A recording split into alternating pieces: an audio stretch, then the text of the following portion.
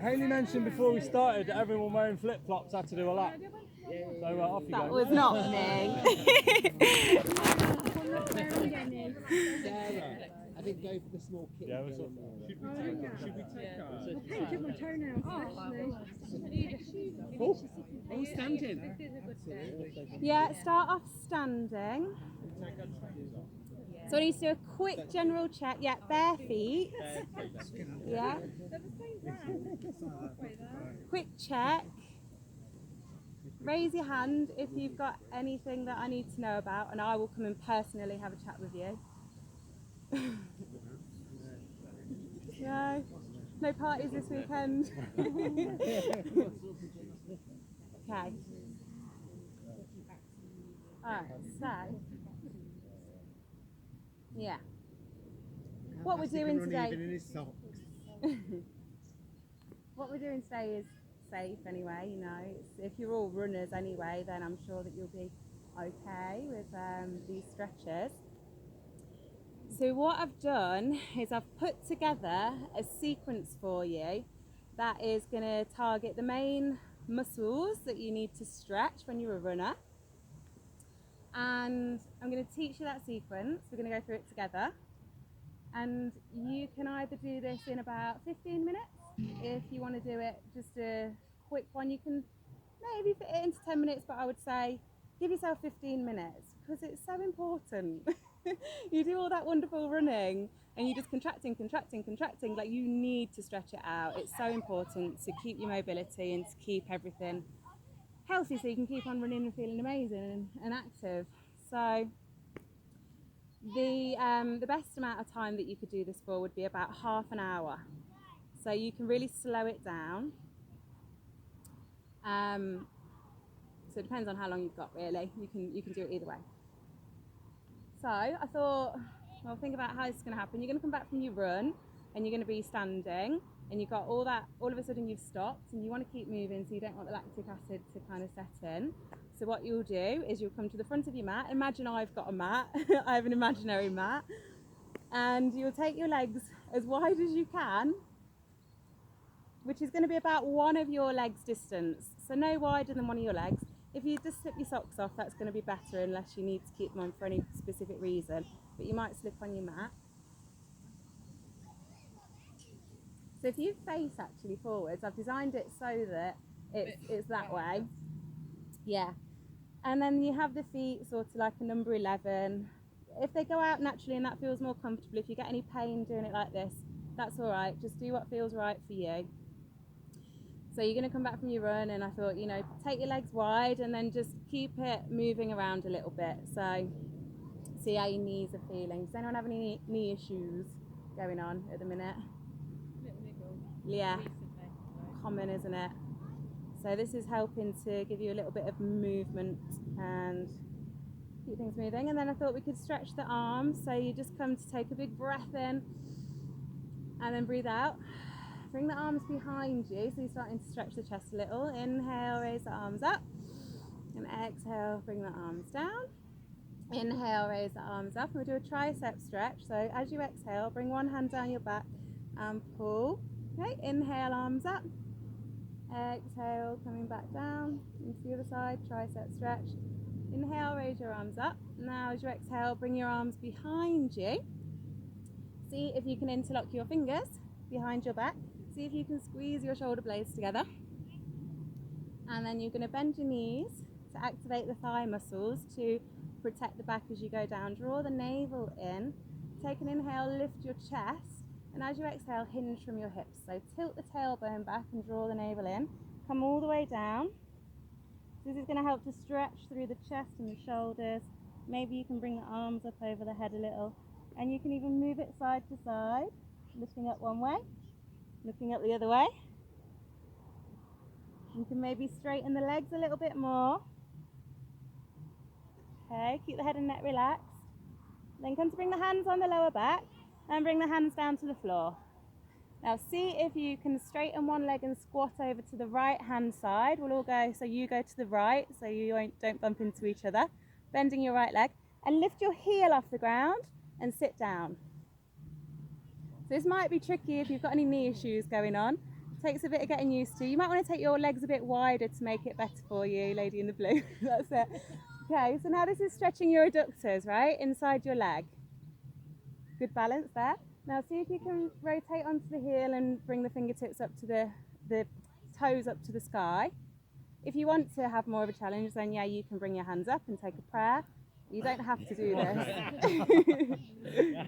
You know, you come back down and then bring that foot back down and then walk yourself over to the other side. Lift the heel on the left foot. Yeah. So you should feel a little bit of a stretch inside the leg. Yeah, a little bit of a stretch. Okay, keep breathing. So this is the most important thing to really, you get into a meditation when you know the sequence, so you breathe through it. Turn on the heel to point the toes up to the sky, and then take your time, one hand at a time. I always find this side a bit more tricky. Sometimes you have one side harder than the other. Well done. Come back down. Now bring that foot back down and come back into the middle. Now we're going to step back into downward dog. Does anyone know what that one is? Quite common. You have your hands shoulder width apart, so bring your wrists directly underneath your shoulders. Spread all your fingers wide and then step back one at a time, bringing your feet hip distance apart. So a downward dog looks like a mountain. So you have equal length with your body and your legs. So it's not like a plank pose. You look up towards your navel, look into your tummy, that's it, and then lift the tailbone up and bend the knees a little bit so you can get the heels down. And lift up the tailbone so you tilt the pelvis up. Keep breathing, because this is not that easy, I know, when you're not used to it. Bring the feet closer together, feet wider apart. Feet closer together for doing this for years. Alright, now maybe you want to come down onto your knees and take a break for a moment. I'll show you what this downward dog is all about. Okay, so you have your hands shoulder distance apart and you take your feet back. Hip distance is about 1 fist. So if you think about 1 fist, that's between your feet. And you can walk it out like this. Because some of you might find that, you know, you're rounding your back and you're stuck here. So if that happens, you can bend your knees more, try to bring the heels down, and that should help to straighten out the spine a little bit. Okay, you can walk it out, keep breathing. So that's downward dog. So if you want to come back up into that now, I'll show you the next one, join me. Well done. Now come forwards to a plank pose. So you hinge your shoulders forwards. So we're going to just work the core a little bit. It's always good when you're a runner to do that. Lift your hips up a bit and press back into the heels, that's it. And then lower yourself down either on your knees, or you can do something called chaturanga if you know that one. Lower yourself down to lie on your tummy. Point your toes back and take an inhale, lift yourself up. So you come up into a cobra. So this is going to stretch your abdominal muscles. You can look over one shoulder and look over the other shoulder. So that's the yoga-y part that makes you feel good and gives you a little stretch that is just on the abdomen, which is not necessarily needed, but it's good, makes you feel good.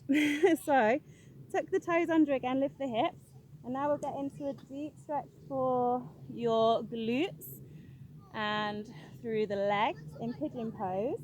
So take an inhale to raise your right leg up, and then bring your knee through as far as you can. Bring your knee forwards. That's it. So right leg, yeah. That's it. Lower the knee down, point the toes back, and then take this foot over to the left hand as far as you can. That's it. Lower that back knee down onto the ground and see how you feel there. Bring that knee all the way down, hand behind you. That's it.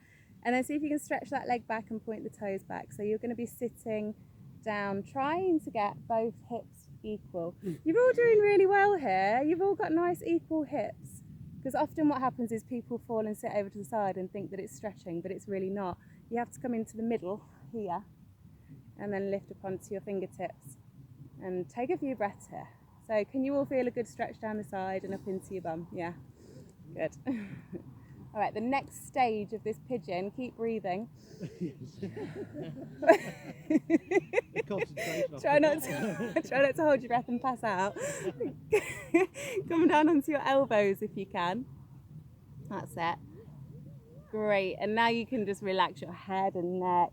And this is where you let yourself melt into it. Keep breathing so you connect yourself with your mind to notice where that stretch is. Really feel where the stretch is. Don't try and avoid it and run away from it like you hate it. Try and welcome it and love it and breathe into it. Okay, then the next stage, if you can do this as well, is to stretch your quad on your back leg. So you come to bring yourself back up onto your hands again and then raise that foot up. And then take, resting on your left hand, take your right hand back, see if you can hold the foot and pull it all the way down as far as you can. Breathe. That is a really good stretch, isn't it, on the quads?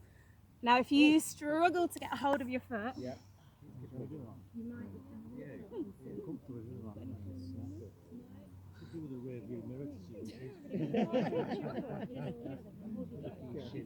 Okay. Am I anywhere near it? No. So you can use either hand here. You'll notice there's a slight difference in the quality of how it feels. Oh, this isn't fair, Tony. Why do I keep getting cramp? Yeah, that happens. It's the salt, and it happens often when you start to do things that your body's not used to. It's helping things to transform and shift and move. So I would suggest more water. Maybe look at what salt you've got in your diet. Pink Himalayan salt is a really good thing to substitute any other salts. Helps to clear the system. Right, so we've got that lovely quad stretch. So now from here, we're going to take it back all yoga-y and go up into downward dog. So that's stretching out your spine again and helping it. Every time you do downward dog, it's stretching the backs of the legs as well. So come up carefully, tuck your toes behind you and lift up into downward dog. Well done, keep breathing. Roll your shoulders out away from your ears. Have a little bend in your elbows. Good. And lengthen up through the spine, tilting the tailbone up as much as you can. Keep a little bit closer to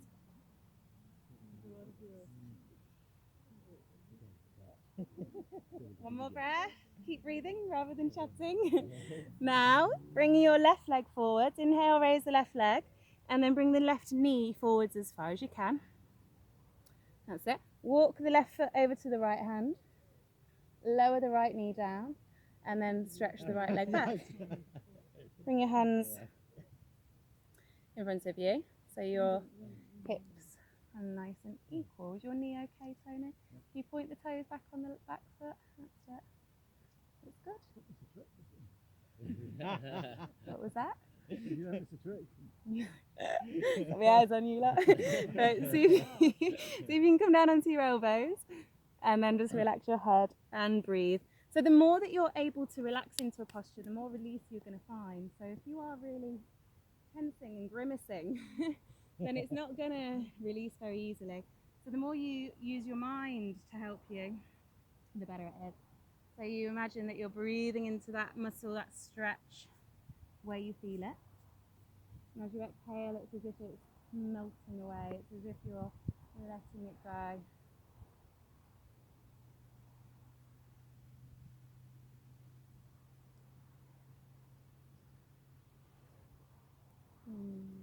One more breath here.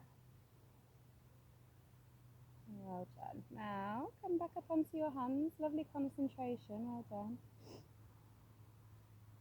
You are all athletes, so you should be good at concentrating. Raise your back leg again now. Now this time resting on your right hand and taking back your left hand to pull that heel in towards the glutes.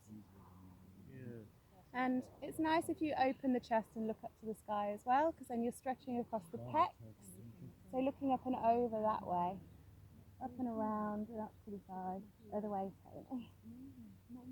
So you've gone the opposite hand to be able to get that pec up. So bring the right hand back down and take the left hand down. Tony, you're... Do that one if you want. Wait, get the camera. Then you can get this opening up here. No, they're wrong. Alright, come and release that foot back down again now. And then bring yourself back into that downward dog like you just did a moment ago. Take it easy. You can come back to a table first and then go up into downward dog. Right, now taking a little hop to the middle of the mat. You're already making your way there, that's good. So you can bend your knees and just hop to the middle. Rest your abdomen on your sides as if you're squatting down. Inhale, come up. Stretch up and back with a little back bend. And exhale, bring your hands together. Good. Now we're going to do a really deep calf stretch. So from the front of your mat, pop your hands onto your hips, step to the front. And then take a step back. It's normally about 1 metre. Depends on how tall you are. So it's however long your leg is. For me, it's about that. And then just lower the heel down and in. And walk the left foot slightly over to the side. So you want to have a gap in between your heels, which is going to make you still stay hip distance apart. The toes are pointing at about a 20-degree angle from the back. So when you push the heel down, you feel a calf stretch. Feel that already? Okay. Bend into the front knee. Bring the hands on the hips and bring the right hip forward. So if you had lights on your hip bones, like main beams, they'd be shining straight ahead. Okay. Finding your balance, draw the navel in. Take an inhale, raise the arms. And as you exhale, stretch your abdomen over your thighs. See if you can touch the floor with your fingers. You might need to bend your knee a little bit more to do this. Keep the heel on the ground at the back and keep that 20-degree angle.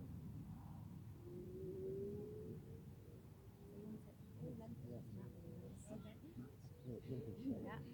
So this is really going to get into the calf. So you That's have not 20 this degrees. slight Greg, that's not 20 degrees, is it? this inward rotation of the thigh coming in, so that right hip can come forward and breathe into it. Now that front leg, see if you can straighten it up and bring your forehead below your knee. So first of all, see if you can touch your forehead below your knee and then straighten. So you're bringing your right hip forward and your left hip back all the time and really pressing the back heel down. This is what stretches into the calf muscle. And breathe. Heel down. And then there's this slight inward rotation of the thigh. Okay, coming back up again now. Really draw the navel in, bend the front knee. And as you inhale, come all the way up. Take a little stretch up. Exhale, hands together. Turn on the toes and step back to the front. Harder than running, eh? Yeah. Hands on your hips. You get used to it. That's what I said Like about anything. running, but I'm still not there. Yeah. Now you can take a big step back with your left foot this time. And lower the heel down and in. Yeah. Get a bit wider again, forward with your foot. That's it. Bend the front knee. Bring the left hip forwards. So your feet are hip distance apart, which is what gives you the balance. Looks good. Imagine you've got beams on your hips, straight ahead. Draw the navel in. Inhale, raise the arms. Stretch up and back. Exhale, stretch down towards the ground. Find your alignment. Keep pressing the back heel down and bringing the left hip slightly forward. Keep breathing. And then see if you can touch your forehead below your knee on your shin and start to straighten your front leg up. So the whole time you're aiming to get your hips square. So your foot can go a little bit further back for you. No, you're doing great. I know, yeah. No problem there. That's it. And then press down and then roll this thigh as if you're rolling it in. And you might really struggle to get that heel down. Something that you can do, here's a good tip. You lift your kneecap and lift your quadricep on the back leg. Yeah. And then bring this left in.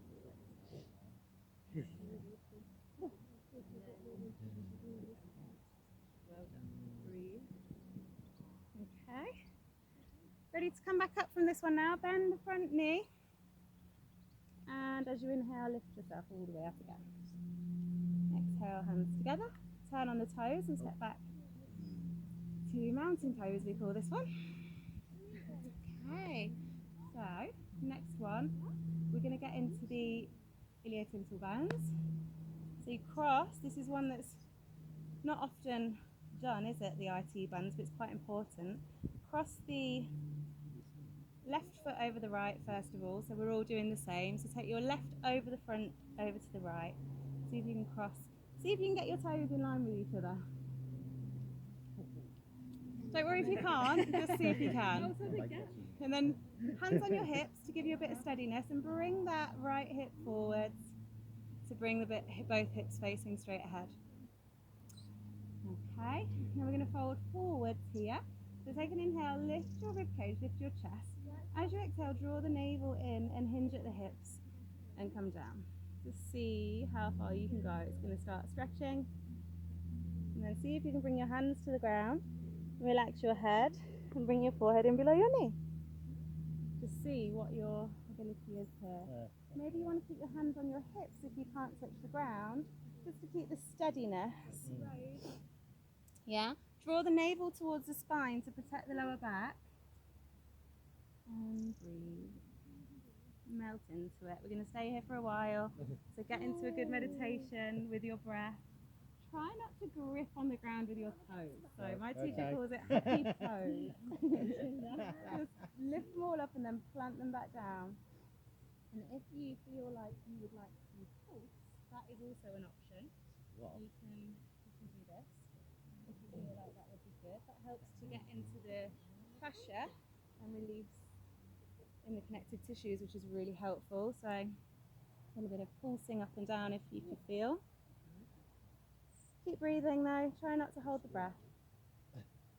It's great.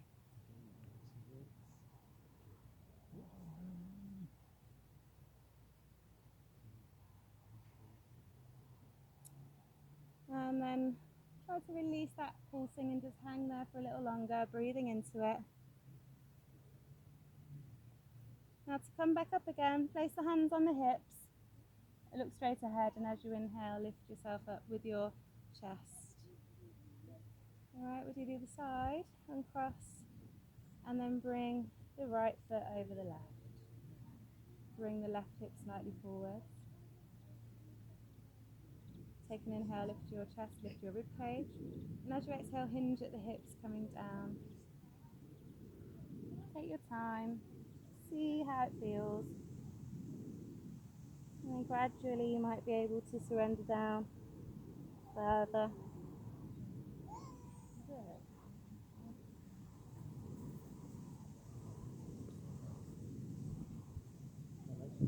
Concentrate on your... I'll page one with you on that. Alright, okay. It's a very long way to them feet. Yeah.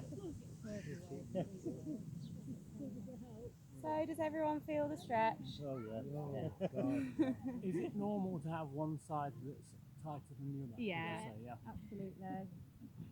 Yeah. You'll have one dominant side usually on your body where you tend to use your action stepping forward first with that foot. You can tell which one it is if you just go to take a step, it'll be that foot.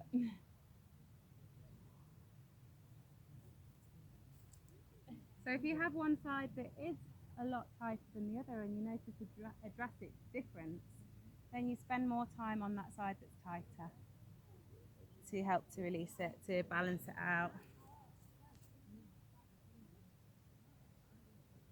That was a good question to bring up. Okay, stay for a little bit longer, just concentrate on the breath and let yourself melt into it as much as you can. Make friends with the stretch.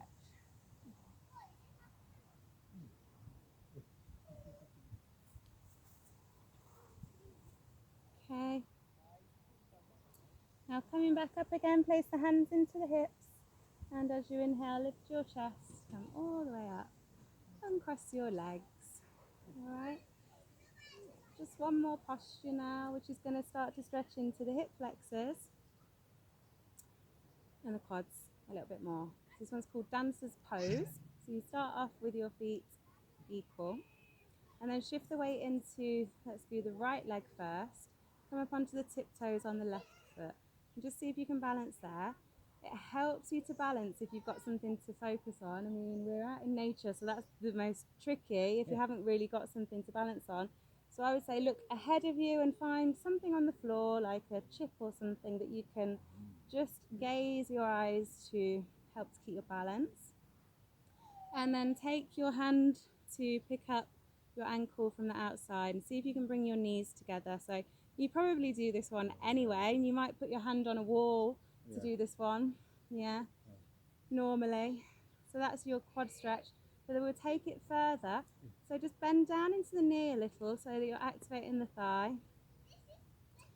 Now take an inhale to lift your chest, and as you exhale, you're going to hinge from the hips and kick the foot up and back. So it's going to stretch more into the hip flexor and create a little back bend and stretch deeper into the quadriceps.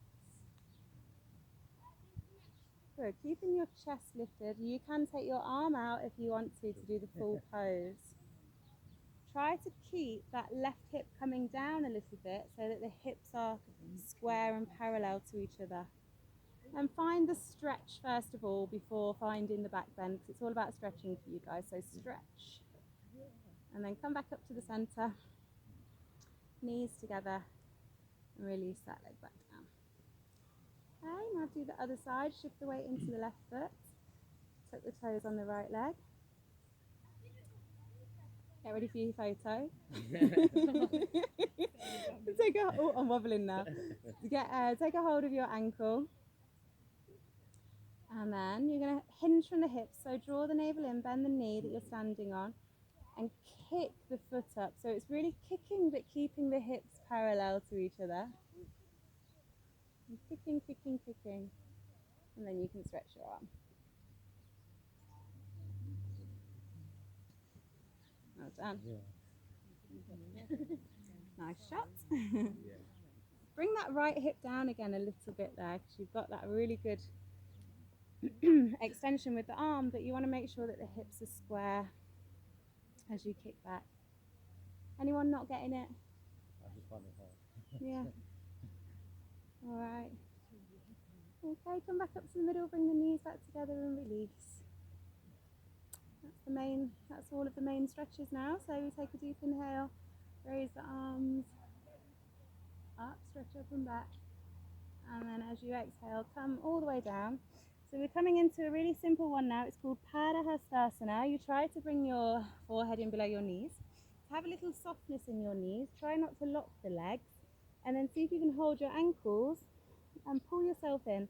So one day you're going to come in to be flat like a pancake. I'll show you on the camera. I'm doing a video. So you fold in. It helps if you have a little bend in your knees to begin with and roll your body weight towards your toes. Yeah, hold on to the ankles and really pull. I'm really impressed with you guys' flexibility actually, considering that you're all running. You're all pretty good. Relax the head and neck completely all the way down. And then roll the weight more towards the toes. You might want to bring your feet slightly apart to give you better balance. And roll forward again now to the toes.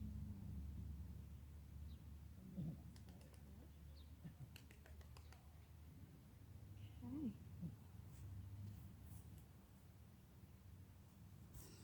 All right. Now come to bend your knees, bring your hands on the floor, step back to downward dog. Lifting the tailbone up to the sky. Lower your knees on the ground into a table. See if you can do this one where you cross your ankles and then sit back. So you're coming into cross-legged. Or maybe move your legs to the side. And then you're going to sit and you're going to meditate for about an hour. Okay, really simple technique, just breathing, that's it. So yeah, you would go into your meditation now, genuinely. You'd have a few minutes just to do your mind practice. Would you like to do that? Should we do it together? Yeah? Okay. So make sure you feel fairly comfortable. So if you need to make any adjustments, then make them now.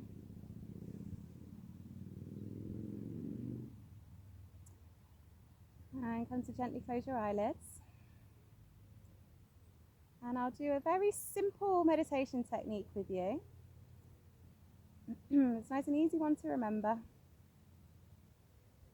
And there's different ways that you can do it depending on how advanced you are with your meditation, so it's good for everybody.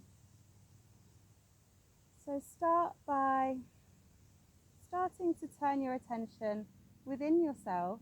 So as you close your eyes, it's like you imagine that you're looking in between your eyebrows, slightly back into the middle of the forehead, just behind the skull and in the brain.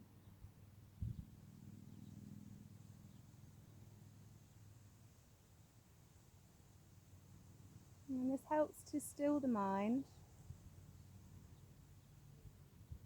And then you follow your breath coming in and out through your nose if you can. Breathing in and out through the nose.